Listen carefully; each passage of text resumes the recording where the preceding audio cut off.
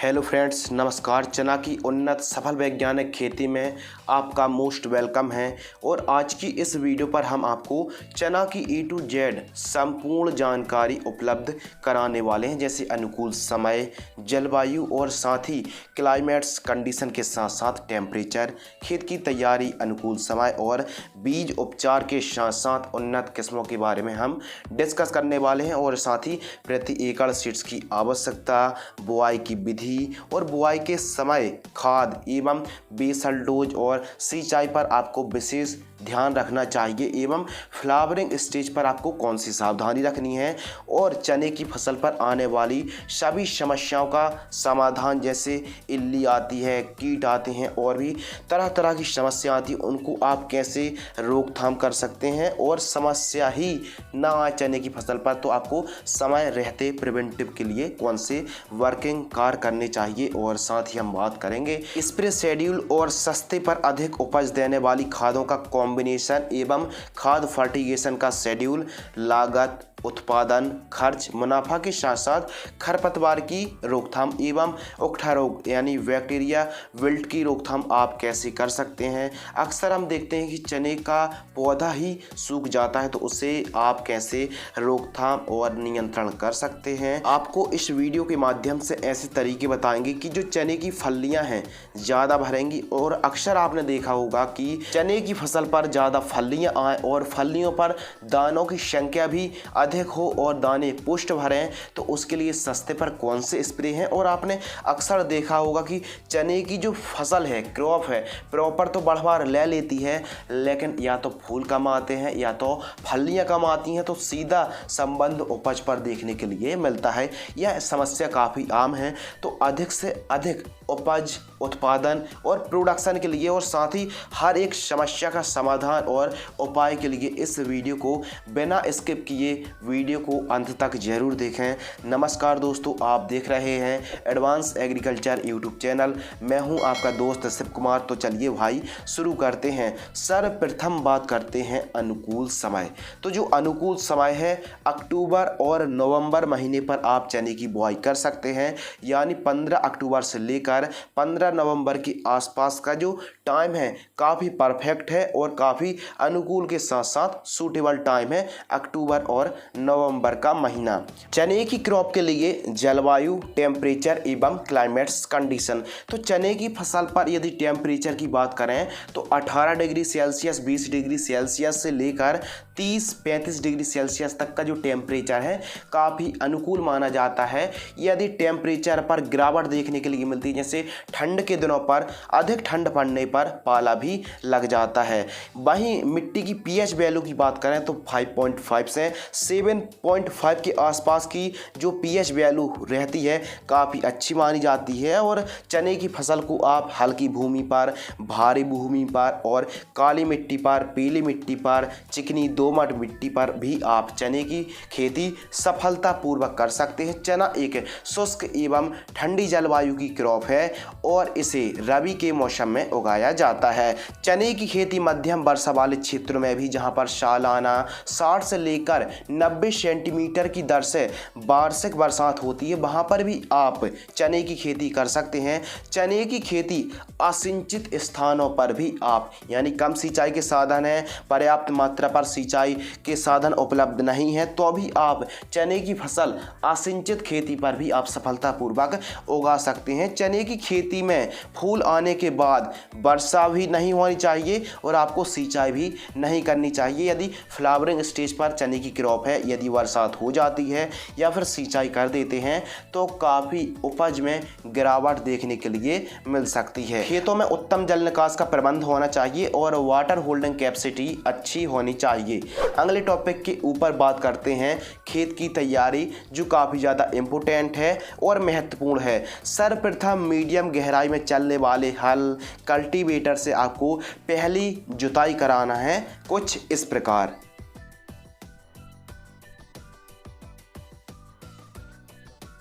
जैसे ही आपने कल्टीवेटर से 1-2 बार जुताई ठीक तरीके से करा दी तो उसके बाद आपको बुआई के समय बेसल डोज पर आपको कौन सी खादों का प्रयोग करना है।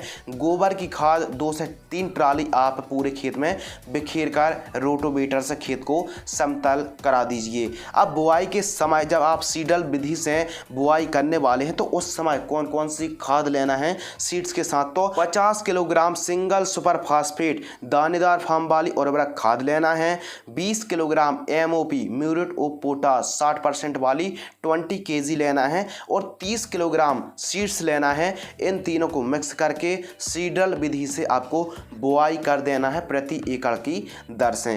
अब अगले टॉपिक के ऊपर बात करते हैं उन्नत किस्में जो काफ़ी ज़्यादा इम्पोर्टेंट है। तो जो उन्नत किस्में हैं RBG 202, RBG 203, दफ्तरी 21 और जबलपुरिया 315 के साथ साथ JG 12 और JG 13 जैसी वैरायटी को लगा सकते हैं। जो वैरायटी हैं मिट्टी और सिंचाई को ध्यान में रखकर ही वैरायटी का आपको चयन करना चाहिए। कुछ अर्ली वैरायटी होती हैं, कुछ लेट वैरायटी होती हैं, तो वहीं कुछ सिंचित स्थानों के हिसाब से असिंचित खेती के हिसाब से भी वैरायटी का आपको चयन करना चाहिए। जो आपके एरिया में बेस्ट वैरायटी उत्पादन देने वाली हो उन्हीं वैरायटी को आपको चयन करना चाहिए। अगले टॉपिक के ऊपर बात करते हैं सीड्स ट्रीटमेंट यानी बीज उपचार। तो बीज उपचार करना बहुत ही ज़रूरी है, इम्पोर्टेंट है और अनिवार्य है। क्यों?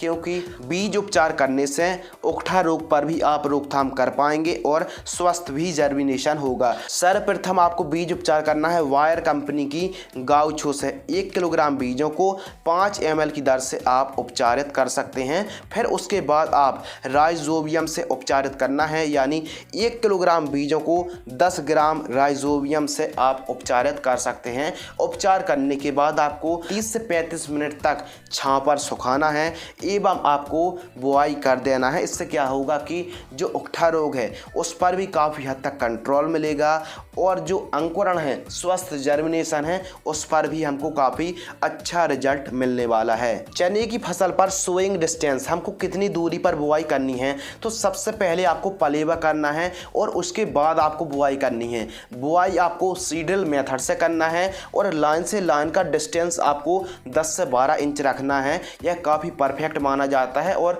गहराई की बात करें तो 8 सेंटीमीटर की गहराई पर आप बुआई कर सकते हैं। यह काफ़ी अनुकूल मानी जाती है। अब बात करते हैं सिंचाई यानी एरीगेशन सिस्टम। तो चने की खेती में काफ़ी महत्वपूर्ण विषय है सिंचाई। सबसे पहले पलेवा करें फ्लैट एरीगेशन से, उसके बाद आपको बुआई कर देनी है। तो फर्स्ट सिंचाई हमको कब करना है?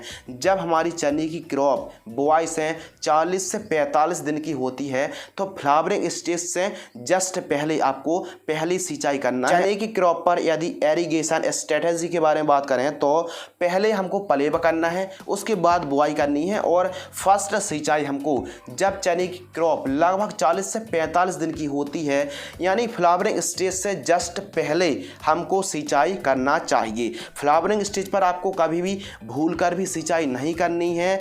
चने की फसल पर जो सिंचाई है, यदि भारी भूमि है तो आपको 1 सिंचाई करनी है और कहीं हल्की मिट्टी है तो आपको 2 सिंचाई तक करनी पड़ सकती हैं। चने की क्रॉप असिंचित दशा पर भी आप केवल नमी हो और बुआई कर दीजिए तो अभी आप पर्याप्त मात्रा पर उपज उत्पादन निकाल सकते हैं। चना ही केवल एक ऐसी क्रॉप है जहां पर आप बिना सिंचाई के भी उत्पादन निकाल सकते हैं। अगले टॉपिक के ऊपर बात करते हैं खरपतवार की रोकथाम, खरपतवार नियंत्रण। चने की फसल पर बहुत ही बड़ा सिर दर्द है खरपतवार। चने ही नहीं बल्कि हर फसल पर एक बहुत ही बड़ा सिर दर्द होता है खरपतवार। तो खरपतवार की रोकथाम जरूरी है। जहां तक संभव हो तो मजदूरों की सहायता से ही निंदाई गुड़ाई आपको करानी चाहिए। और यदि पर्याप्त मात्रा पर मजदूर नहीं है तो रासायनिक के लिए आपको क्या करना है कि सर्वप्रथम आप चने की बुआई करें और चने की बुआई के जस्ट बाद पेंडामेथिलिन 30% EC को 1 लीटर 150 से 200 लीटर पानी में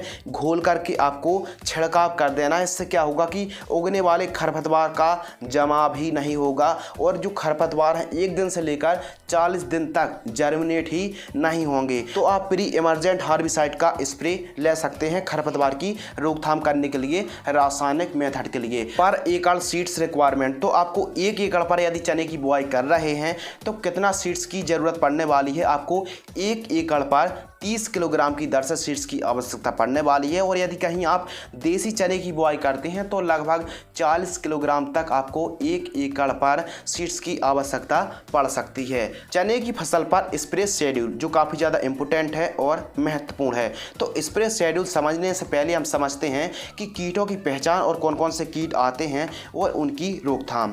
तो फली छेदक इल्ली आती है, एफिड आता है, जड़ काली पड़ना एवं पाउडरी मिल्ड्यू के साथ साथ पॉड ब्लाइट और मैग्नीशियम की डिफिशियंसी होती है और हरी इल्ली का सबसे बड़ी मात्रा पर प्रकोप देखने के लिए मिलता है और काफ़ी बड़ी समस्या है हरी लट। इल्लियों को कैसे आप कंट्रोल कर सकते हैं और लगभग सही प्रकार की समस्याओं को आप कैसे कंट्रोल कर सकते हैं, चाहे कीट हों चाहे फंगस हों, या फिर ठीक तरीके से हमारी क्रॉप कैसे बढ़वा ले सकती है, ठीक तरीके से दाने कैसे भर सकते हैं, तो आपको कब और कौन सा स्प्रे करना है। चने की फसल पर फर्स्ट स्प्रे, तो चने की फसल बुआई से 20 से 25 दिन की होती है तो पहला छिड़काव एमामेक्टिन बेंजोएट 5% SG 10 ग्राम लेना है और टेबुकोनोजोल 10% प्लस सल्फर 65% WG फफूंदनाशक को लेना है 40 ग्राम। इन दोनों को मिक्स करके 15 लीटर पानी में घोल करके स्प्रे कर देना है।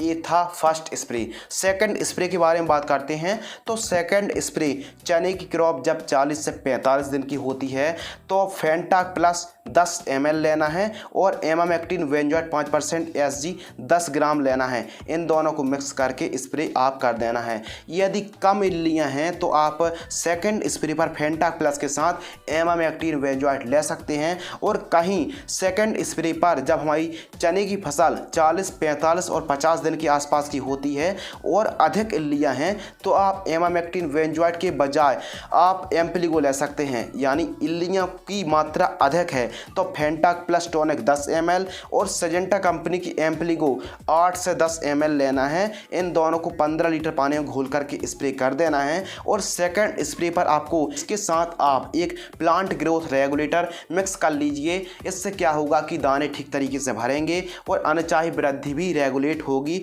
और फल फूलों की संख्या भी अधिक आएगी। घरडा कंपनी की चमत्कार 8 ml स्टिकर मिला करके इन तीनों को मिक्स करके आपको स्प्रे कर देना है। ये था सेकंड स्प्रे। इससे क्या होगा कि फंगस भी नहीं आएंगे, कीट भी नहीं आएंगे और फल फूलों की संख्या भी अधिक आएगी, दाने ठीक तरीके से भरेंगे। चने की फसल पर खाद का शेड्यूल, तो चने की जो क्रॉप है जो भी खाद न्यूट्रिएंट पोषक तत्व दे रहे हैं वह बुआई के समय ही यदि हम प्रयोग करते हैं तो काफ़ी अच्छा रिजल्ट मिलने वाला है। तो हम बुआई के समय हमने प्रयोग किया है SSP यानी सिंगल सुपर फास्फेट, जिसमें फास्फोरस, सल्फर, कैल्शियम और बोरॉन जिंक का कॉम्बिनेशन मिल चुका है। वहीं हमने MOP म्यूरेट ऑफ पोटास का प्रयोग किया है जिससे पोटास की पूर्ति हो चुकी है। वहीं कह सकते हैं चने की फसल पर जो नाइट्रोजन है राइजोबियम की गांठें आ जाती हैं जिससे ऑटोमेटिक नाइट्रोजन को पौधा ग्रहण कर पाता है। वैसे भी हमको कोई भी खाद देने की आवश्यकता नहीं है और यदि हमको लगे 20 से 35 दिनों के मध्य की हमारी चने की फसल पर नाइट्रोजन की कमी दिख रही है, सल्फर की कमी दिख रही है, वैसे तो सल्फर देने की आवश्यकता नहीं है, फिर भी कमी दिख रही है क्योंकि चना एक दलहनी क्रॉप है और इस पर सल्फर की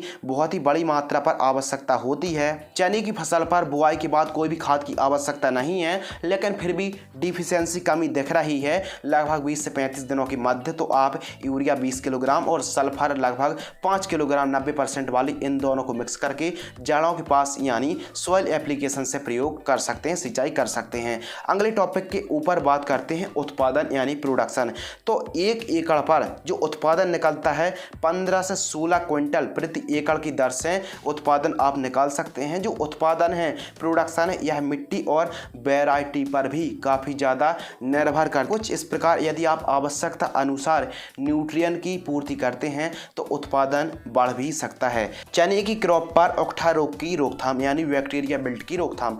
आपने अक्सर देखा होगा कि पौधा पहले मुरझाता है, फिर उसके बाद पूरा का पूरा पौधा सूख जाता है। कोई भी कीट का प्रकोप नहीं रहता है, जड़ों के पास ना ही वाइट ग्राफ का, फिर भी पौधा सूख जाता है। बैक्टीरिया विल्ट है, ओकठा रोग है। तो इसके लिए आप चाहें तो ट्राइकोडर्मा और गन्ने का गुड़, ट्राइकोडर्मा 1 किलोग्राम और गन्ने का गुड़ 1 से 2 किलोग्राम, इन दोनों को मिक्स करके 200 लीटर पानी में घोल करके आप सिंचाई के साथ प्रयोग कर सकते हैं। इसके अलावा आपको फसल चक्र अपनाना चाहिए, रेजिस्टेंस वैरायटी को ही आपको लगाना चाहिए और बीज उपचार, मिट्टी का भी शोधन आपको करना है और बीज उपचार भी आपको करना है। चने की बुआई करते समय जो गहराई है, एक निश्चित गहराई पर ही आपको बुआई कर देनी चाहिए। ज़्यादा ऊपर बुआई करने से भी यह समस्या काफ़ी बढ़ती है, यानी ओकठा रोग की रोकथाम करने के लिए थोड़ी सी गहराई पर ही आपको चने की बुआई करनी चाहिए। सिंचाई पर विशेष ध्यान रखना चाहिए और प्रिवेंटिव के लिए आप ट्राइकोडर्मा है, एलेट का भी प्रयोग आप कर सकते हैं। चने की क्रॉप फ्लावरिंग स्टेज और फ्लावरिंग स्टेज पर कौन सी सावधानी रखनी है?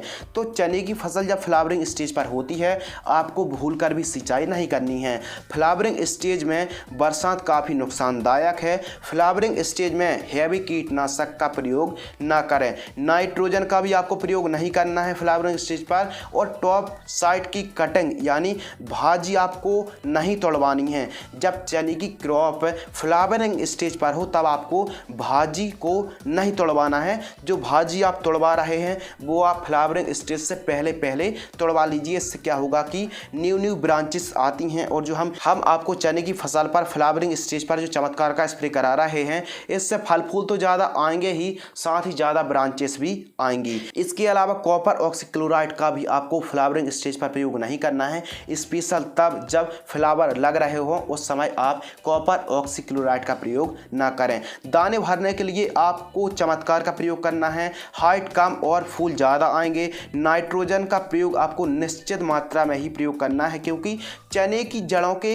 बाजू में राइजोबियम की गांठें बन जाती हैं जो कि नाइट्रोजन की पूर्ति करती हैं। इसलिए नाइट्रोजन यानी यूरिया की आवश्यकता आपको ज़रूरत के हिसाब से ही पूर्ति करना है। आप चाहें तो फ्लावरिंग फ्रूटिंग स्टेज पर NPK 0050 और बोरॉन का प्रयोग कर सकते हैं। 0050 100 ग्राम और बोरॉन V20% वाली 25 ग्राम, इन दोनों को मिक्स करके 15 लीटर पानी में घोल करके स्प्रे कर देना है। कब?